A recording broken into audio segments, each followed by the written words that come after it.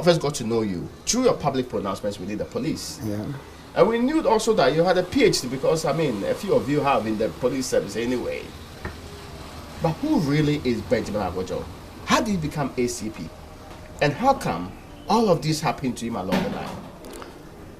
Let me start by saying that my PhD is in politics and human rights.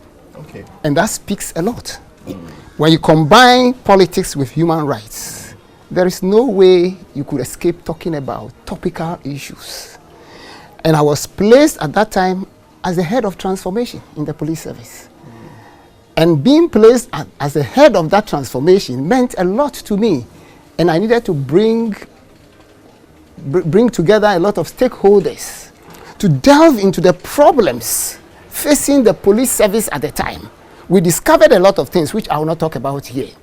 But then we needed other people to speak for us. And I had already intimated this to the IGP then. And he gracefully accepted the idea.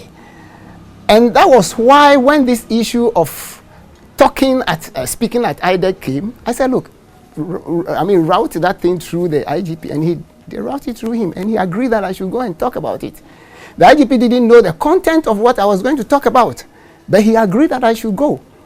And having worked with these vigilante issues as the director of operations. Remember, before I became director of transformation, I was the director of operations, managing the 2016 election together with Mr. Yohonu. And therefore, I had known a lot of things about political vigilantes, and I had fair idea. With my research background, I delved into it.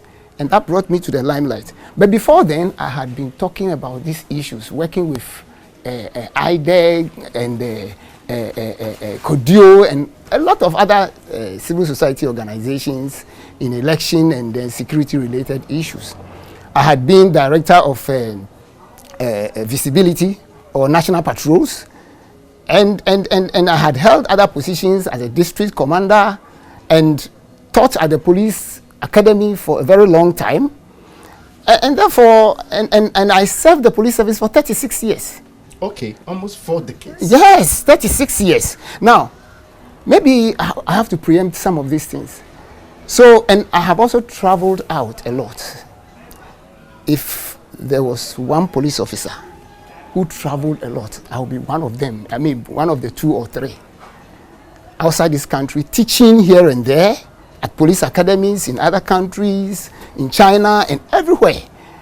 Taught in police, Kofi Annan, University of Education, Winneba, at the Conflict Center and other things.